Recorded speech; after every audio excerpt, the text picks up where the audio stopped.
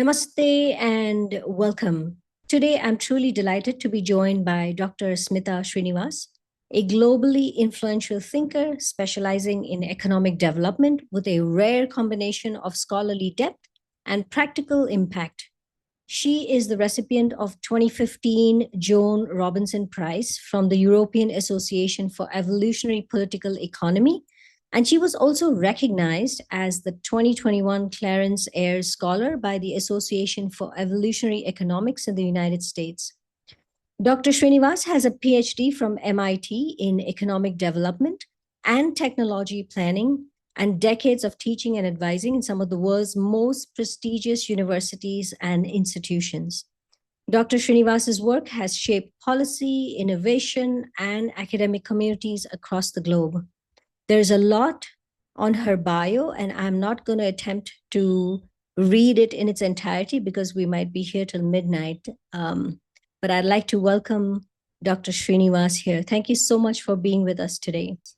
Thank you so much for having me. If you could briefly share with our viewers your main areas of research and teaching, this is just to set a background so that our viewers know, what is it that you have done? What is it that you are interested in terms of research?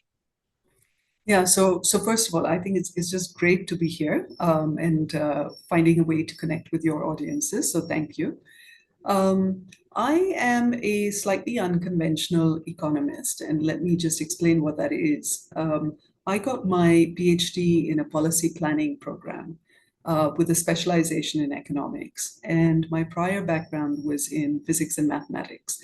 So I've ended up working in economics probably quite unconventionally. And of course, some of the audiences I speak to, the kinds of work I do are focused on technological change, understanding how it is that we live in the kind of world we do, not just in terms of technology as products, devices, and so on, but really what are the big arcs of change? How do we explain them? Where do they come from? The second area I work in is around a related topic, which is around industrial policy. And I look at innovation. What does innovation mean? Where does it come from? Why do we have new products, services, new approaches to things? And there are some sub areas I work on, which are on health policy. I do a fair amount of work over the years. I've worked on issues on labor and skills, social policy, and so on. So I think one aspect that is maybe a little different, which requires some explanation, and we can always come back to it, is that the theoretical areas I work on are very much in institutional economics and evolutionary economics, which are, I would say, much more recent manifestations in economics. And they come with their, like any field, their own controversies, debates, and good slugfest. So that's my background.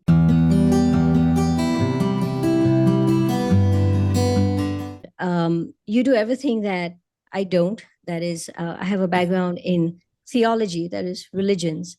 And so it's really wonderful to have you. And we're not going to be talking about, a lot of things that you specialize in, but we're going to be talking about chairing panels. And I recently met you at the first annual Indian Knowledge Systems Conference, which was held in Delhi. And many of us who attended found it to be exemplary. And I'd like to reflect on a few things that I observed because I was part of the audience. And before I ask you what exactly you did behind the scenes, what stood out to me was just how well structured the session was. You chaired the panel, and each panelist had about 7 minutes to present.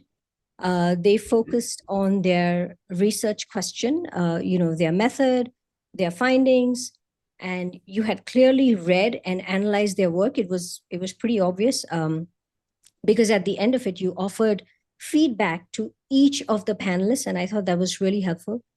They were all given a brief opportunity to respond, and then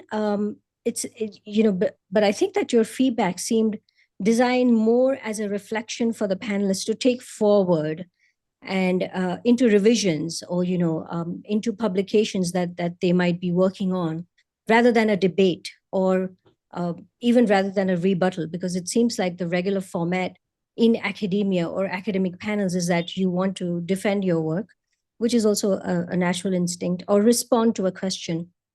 And then finally, you opened up the floor for Q&A, where you encourage the audience to share questions while also sort of setting the expectation that responses may not always be immediate, or may not happen, that they could probably respond during their tea or coffee break. So with that in mind, because I was just totally impressed and I had never seen it done so in such an organized fashion, I decided to invite you, of course, because I think this is really a meaningful dialogue, because there are people out there, academics, scholars, researchers, who can benefit from your insight. And therefore, I want to ask you, my first question to you is, what do you think makes for a well-chaired panel? Yeah, well, first of all, Pravina, thank you very much for doing this, because I think it's one of those things us as academics, we tend to take for granted as we get more senior, and we don't spend a lot of time giving back in terms of earlier career researchers who are thinking about these issues. So I think I did share with you an email that I sent out to the panel ahead of time. And the reason I'm kind of stating that is the preparation for a panel takes place well before the panel. I'm stating that as obvious, but I think a lot of people don't prepare for a panel as if it is a serious academic effort. One of the observations I have is that a lot of chairs of panels treat it as if it is a timekeeping task. That is not what a chair is supposed to do. A chair of the panel is, yes, supposed to keep order, keep the flow going, but they really are there to move forward the agenda of the conference and provide critical synthesis of that panel into what the conference goals are. And sometimes that may not work necessarily like even the panel organizers or the conference organizers thought it was going to be. But think of your task as a chair to be one where you are looking at the long-term horizon, where these scholars are going to go. You can't anticipate everything, but you want them to feel like part of a community that fits together for that day, but also to reflect on whom they are connecting to with the audience, with the chair, with their fellow panelists, and to consider the questions that they get in the long run of their career. Now, I remember what it was like when I was on panels just like these people. And it was usually the case that you were being hurried along, but it was often a little rare to get a chair who took your work very seriously. And it was also very rare to see a chair who wasn't feeling impatient and constantly looking at the clock, or somebody who wasn't putting down an audience member.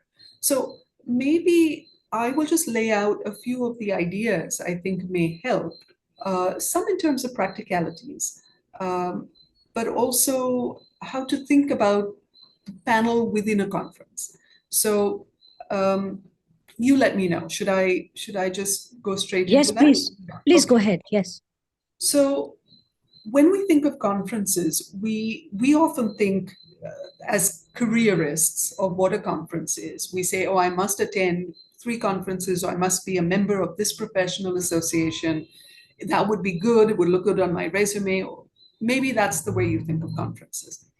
Over a period of time, I've realized conferences really have to be taken seriously for not only quite revolutionary new ideas that may come your way, no matter your seniority, but also they can be extremely powerful ways of exchanging knowledge.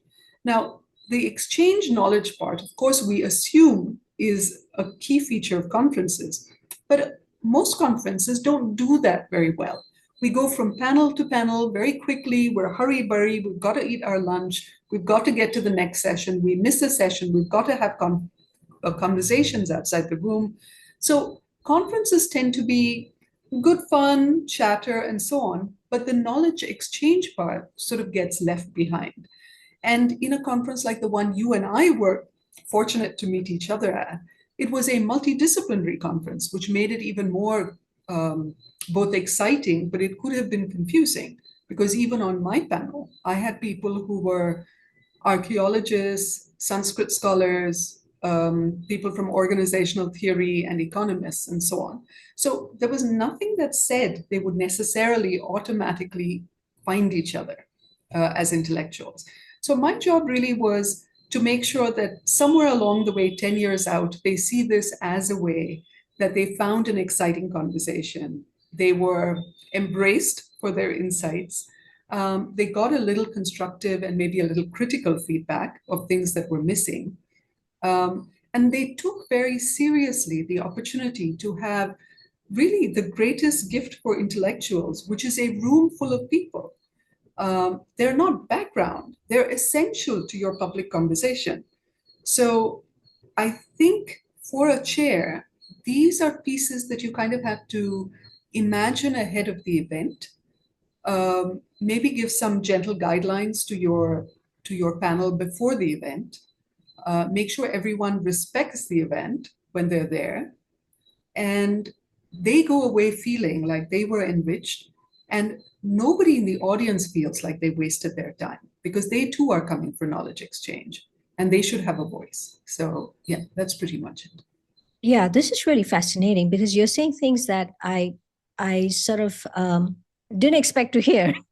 I had a question in the end, which I sort of edited out because I was just thinking in terms of planning and organizational structure. But I think what you're sharing is something really, really deep because there's a tendency for, for this seniors and who are labeled as senior scholars, and I sort of resist that label because I feel like it it's a way of sort of not appreciating new scholarship and not even understanding that sometimes you could be surprised at what's coming.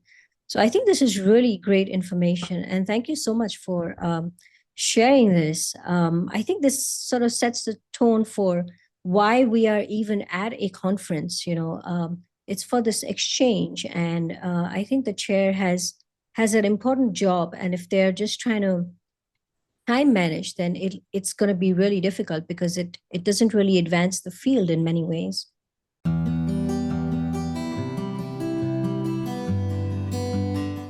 And how do you go about prepping in advance, both in terms of content as well as flow? And I'm asking this question because it was very clear when you chaired the panel that you had prepped in advance, and because there's no way you could have responded to each of those panelists immediately. You had written notes, and it was obvious that you had read. And sometimes at panel discussions, even book reviews, we had this, we talked about this during lunch, I think it was at the conference in Delhi, where there may be scholars who are tasked to do a book review, but they haven't really read the book. So how do you prep in advance in terms of content and flow?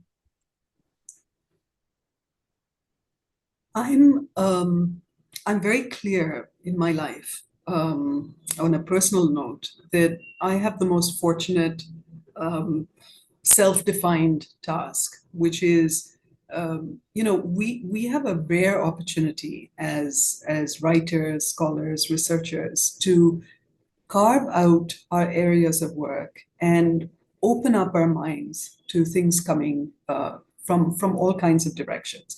And I think you just said it very nicely, which is seniority doesn't matter in the traditional way of things, because we go to these conferences hoping to meet early career scholars of all kinds. And the additional feature of this particular conference was that not only was it multidisciplinary, there were many scholars who were independent scholars. So they weren't even coming in from the traditional university route to where they were now. Many of them work for all kinds of different organizations.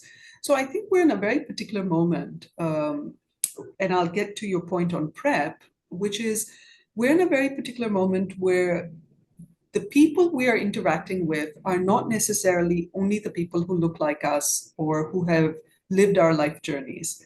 And particularly for people who are only in universities and who may not even consider people outside to be intellectuals, we have a particular moment and an opportunity to say somebody could present a paper who really has been working in the corporate field, or somebody could present a paper who's working for a nonprofit, which isn't even a research group, but they have somehow plugged away at their research, maybe not even with all the bells and whistles and opportunities provided that a traditional university would. So the way I usually prep, and increasingly this is the way I prep, is I spend a lot of time just thinking of the conference, why I should be a good citizen for the conference organizers, because they're the ones who've invited me, trying to think about what that arc would look like. Then I spend some time about, as I mentioned before, what the panel represents, which could be a mixed group of scholars. Therefore, I must read very carefully. So I spend a lot of time with the papers, either hard copy or making detailed notes. And this is not just to give respect back to scholars who have spent time doing this, but also to force them to realize that the conversation is serious. That is, they too have to step up to the plate. They must have a serious conversation with whatever discipline or audience they are trying to speak to. So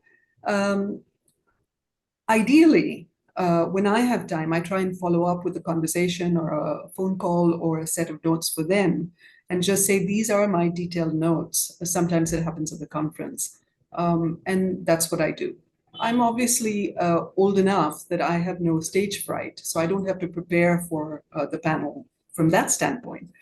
But I also want to understand who's in the room, who is coming here, from what backgrounds, did I hear their question correctly? Will they have enough time at the end to elaborate on their idea? Often, if you go into just a timekeeping role, you'll just be looking at the clock and you'll be just trying to hurry up your audience. Speak up faster. Oh, that's not important. We don't need to answer that. That is not your job. Your job is to make sure that people are heard. And so the scholars who are there can assess the question and say, oh, that's funny, I hadn't thought of that, or maybe I should make a note of it, or so they don't need to immediately respond. So I would say prepping is in that form. Obviously, I have to look professional, I have to play my role and so on. But I think of prepping as the giving back. So at the end, people should feel like I learned something. These scholars were well represented and they had their turn to step up. So the chair shouldn't overspeak, but the chair should provide their expertise to the panelists. And certainly the audience needs their day. You should be so lucky to have so many people in the room. Yeah. Yeah, that's wonderful. And I think so. So basically, you're talking about striking a balance between panelists as well as the chair. The chair is invited to chairing the panel because they have a certain amount of experience and expertise, and now they want to share that. But it'll have to be done in a sort of a balanced way, so that there's a balance between the audience and the chair, and you're not just excessively just keeping track of the time. So I think you sort of answered one of the questions that I have on the list, and which had to do actually with time management. And I know time management is kind of hard. Time management is also very interesting because sometimes it's hard when you have these long commentaries, before you open it up for Q&A, and there's someone in the Q&A in the audience who's asking a question, and before they even ask the question, there's this huge long thing that's before the question. So how do you sort of balance all those situations, and how do you handle all those situations gracefully? all these moving parts? Yeah, I think, you know, it is often the case that you have to hold your position fairly firmly, in the sense that you have to ensure that panelists take the conference timeline pretty seriously. So they have to be there on time. They have to put their stuff up on time. There are no excuses. So I tend to send a note out ahead of time simply saying, I'm going to be holding you to this, with a fairly detailed set of instructions, because it's often the case, even with experienced speakers, that when they show up for their panel, they're, sauntering in after lunch, or they were like, oh, I'm so sorry, here I am. And then they waste everyone's time setting up their presentations. When I'm in the audience, I like an orderly panel. It's nice to see work well represented, the gist of it presented well. And so I do ask some of the panelists to try within their disciplinary norms to keep to, research, question, hypothesis, findings, maybe start with findings, something that's a teaser for the audience to already be excited about, and then lead out into how they conducted it and then conclude. They don't usually have a lot of time. So between 5 and 7 minutes. And that's the part of the timekeeping role, I guess, you have to take quite seriously. Um, Sometimes I don't do the timekeeping because otherwise it distracts me as well and I can't hear what they're saying. So I often assign someone, or I ask the conference people to assign someone who will do timekeeping. And that way, if they are not wrapping up sufficiently in time, I can stand up, do do a little body language, pay Yeah. attention to me, and people usually respectfully wind up. If you really don't wind up in time, then I'm going to use the little yanking device and get you off. But people Yeah. usually do it. Um, I think the only question is, how much time do you have for Q&A with your audience? Um, I I think that's where you use a little bit of latitude when the conference organizer is saying no more questions. You're saying, no, there's one more question. Let's take that question. You can't make everyone happy, but you should go out of the room feeling like you did your bit for the scholars on show. It is their show, and they need to feel like they had a good time as well. So, Dr. Srinivas, you did something radically different. And that was, you said, ask your question, but don't expect answers. And you did this, it was in several moments. And I thought that was brilliant, because what happens is the audience, or, whoever is in the crowd, or sometimes even other panelists might even have a question. They feel like they were heard, and the person who is presenting doesn't really have to respond, because they can talk about this question, or they can use the insights, or the critique, which underlying critique, or the subtext, whatever, they can use that when they are actually working on their papers, their papers, when they're looking to publish, or I thought that was really brilliant. And I think that this needs to be shared, this method. And I was wondering, was this your idea? Or have you seen it No, done before like this? I yeah, think it was done I wonderfully. have. I have seen it done before, and I think it works very well. I think I don't know if people think of it as a technique, but it frees everyone up in the room. It doesn't put anyone under obligation to pretend they're brilliant. It allows people to breathe and say, I don't need to respond. For a scholar who's still thinking through the implications, they may not even have considered this question at a multidisciplinary conference, right? May not even be their bailiwick to I think it frees people up. And for an audience member who also may be feeling, oh, I must ask a question this time around, they don't feel in either direction a sense of obligation. They might get lucky and get an answer, but then they can ease into the next session or the next break and always take it up gracefully with the person who probably also wants to respond to them and is very grateful for their question. So I feel it's kind of a win-win for everyone. The chair can keep time.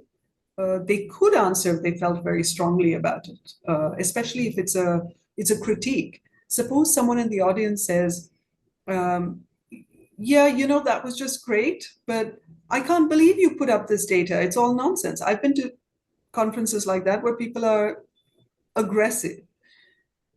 Then you can also say exactly the same thing and have really diffuse a situation. You can also use it as a way of saying, interesting, take that, mull over it, and we'll move on to the next question.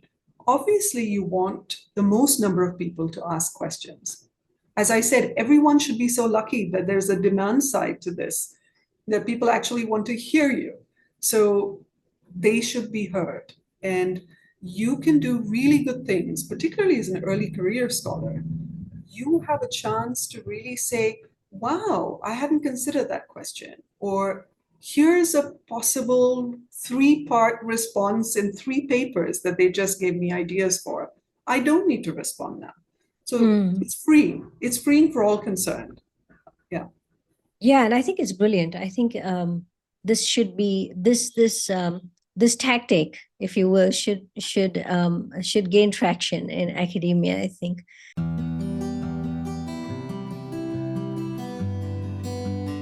But what I'm hearing from everything that you're sharing, it seems like you want to foster respectful dialogue. And what do you think? What's the role of a chair in? What is the role of someone who's chairing a panel in fostering respectful and also meaningful discussion? You sort of touched upon that right in the beginning, but I was wondering if you could elaborate just a little bit more on what role does the chair play in doing that? I think maybe this is a time to step away from the chair role and just say, what are we doing as educators? One of the worries I have in not just in formal sort of academic circles and at universities and so on, is we seem to be losing the ability to just say, let me listen. I don't have to agree. I'd like to hear where the person's going with this. How should we think about the way they present their ideas? What is it that I don't particularly like about their idea? And because I come from a background, like many departments and many disciplines, there are swords drawn on many sides, well before people have a good dialogue. And it seems to me really important that people understand that they are in a kind of comfortable environment. The chair's role should be creating a firm but comfortable environment where everyone feels like they got heard. They can always take it outside the room and continue that conversation. And scholars feel like I heard a little bit of critique. I heard some critics in the audience getting their ideas across, but I feel like there's something here. There's some heft to my work that I can pursue. Because it's often the case that at conferences, there are people who have come a very long way, literally, to get to the conference. Some of them may be presenting for the first time. They may not have had very supportive advisors or faculty members who've got them there. And they feel a sense of real trepidation that they are in that room. And for them too, you want them to go away saying, that wasn't so bad. I think I could do this. Or even to feel inspired. So I think the chair's job is to make sure that dialogue is a bare minimum that we should expect. And people should be respectful, not because it is the politically correct thing to do. They should be respectful because they have a unique opportunity. It is practically a gift to be at a conference where you are hearing so many different perspectives. And you should learn the way that feels right to respond to people. Because at the end of the day, putting someone else down is not furthering you. Yes, there are Mm. unique cases where that is true and it works as a careerist strategy. I think it's an ugly one. But I do believe if you allow people to speak and you allow scholars to shine, even if their work is not 100% finished, because it never is, they will go away feeling like this is a place they could return to.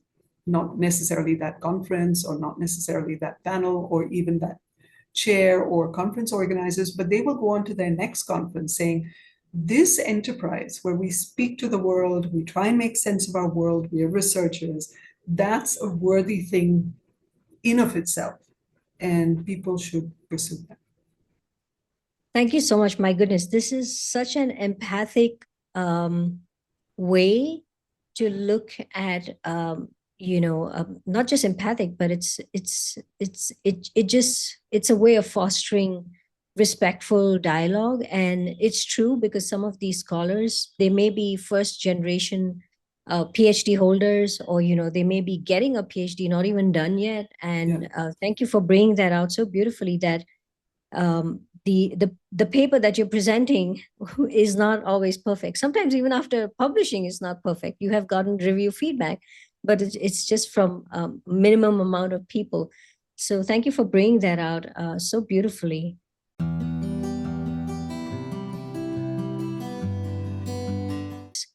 Any personal do's and don'ts for someone who might be chairing a panel for the first time, and or what's the any kind of advice for those who might be stepping into these roles? Is there something that you'd like to share with them? Yeah, actually, I want to come back just briefly to the prior question, Sure, because please. one aspect that I think, particularly if you're a scholar, whether you directly work on things related to policy, or you imagine that your domain of expertise, as whether you are early career, whether you're a senior scholar, might be used in policy related work, you are going to have to listen to people with dramatically different viewpoints than yours. And think of conferences and think of your panels, think of your scholarship, think of other people on it as being your opportunity um, to think carefully, to become a better scholar at what you do, and think of your paper, but also think about, how will I speak to people I disagree with? What would I like to, how would I like to be treated? Would I be able to be on a more combative panel? And I assure you, I've been on some very combative panels. And in those situations, the chair is not, even then, the chair is, maybe especially then, the chair is really not doing what the chair should be doing. Because the chair is often also um, maybe worried, um, this group is getting out of hand, or so it helps to have structure. Structure helps. It allows everyone to be calm and respectful. And it allows you to think, because if you're a researcher, and whether you work in policy, whether you work in other kinds of areas, disagreement is a gift. It is a type of gift. You can see disagreement as a way to hone what you say. You can either come to a different viewpoint yourself, but even if you believe your viewpoint is the right one, you are able to say, isn't that interesting? So many people don't believe what I believe, or didn't find what I found, or couldn't communicate what I feel I can communicate. So you have your path of dialogue opened up for you as a way to think about the next step. So to this particular question, um, I don't know what I can offer, except to say that prepare, um, enjoy it.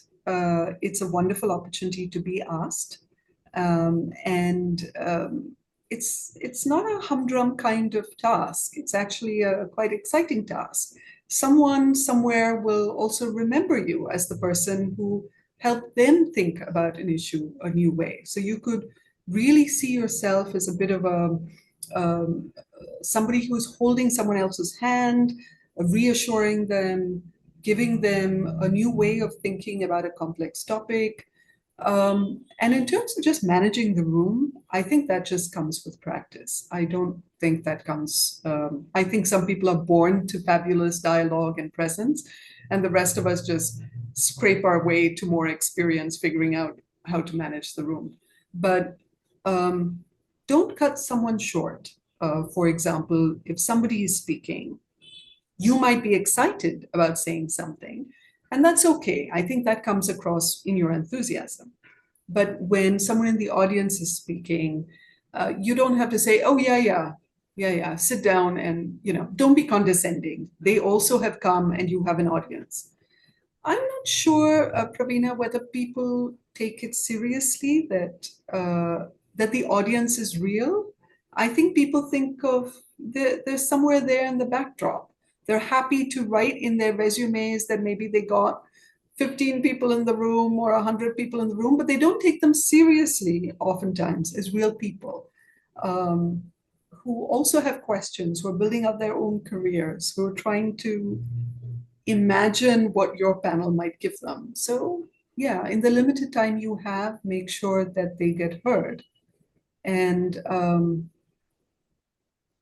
and stay friends with everyone in the panel.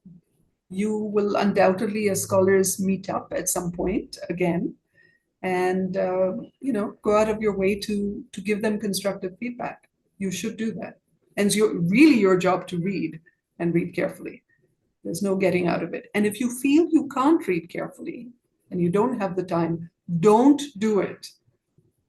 Say no to being chair. Just That's don't do great. Yeah, that's great advice. Yeah. So you would actually say no to be to chair a panel if you didn't have the time that's required?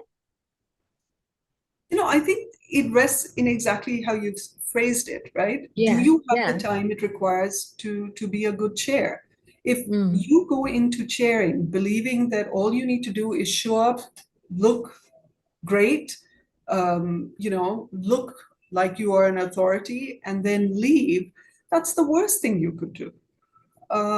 It sets such a bad example for anybody. And unfortunately, I will say that many university venues, they're breeding grounds for big egos. So often, scholars who are coming into this for the first time learn the wrong lessons. They learn the lesson that it's okay to behave like a jackass, or it's okay to put people down, or it's all right to cut someone off. It's not okay.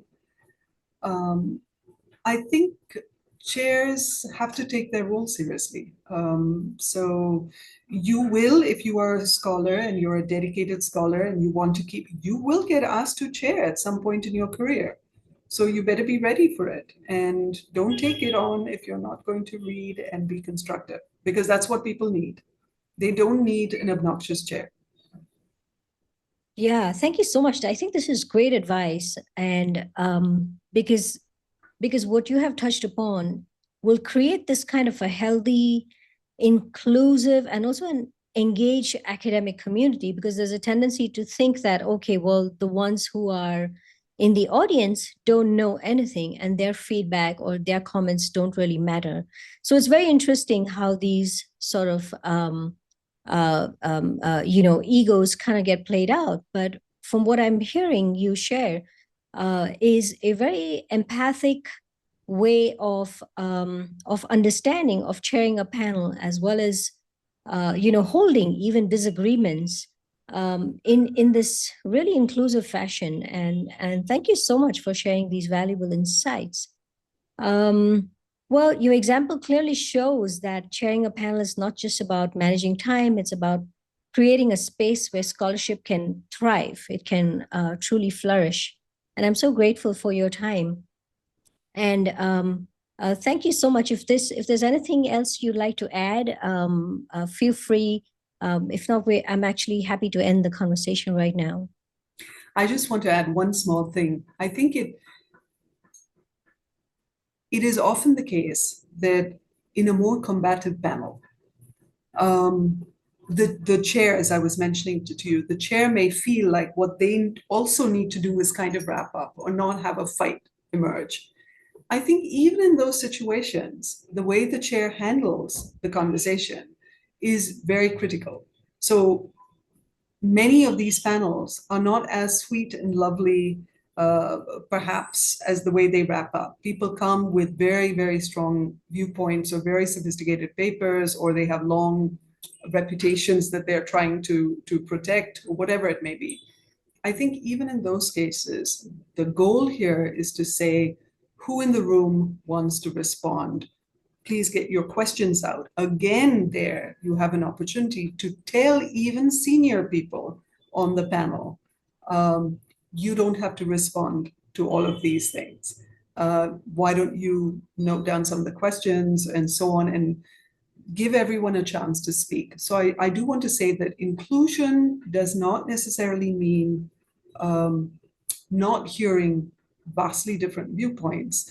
In fact, precisely because some of those viewpoints might be combative or people may be quite disagreeable, the action of being a chair is not a passive one. It's to step up and be the kind of person or the kind of seat that allows everyone to come away a little bit richer than they went in. So thank you so much for the chance to have this chat, and I hope this is of use to your audience. Yes, I think it'll be of incredible use. And I want to take a moment to say thank you for making the time. I know you're busy and you had to move things around, particularly for this online interview, if you will. So I really appreciate you It was being my here. pleasure. Yes, and I hope you have a wonderful day. Thank you so much. Namaste. Namaste.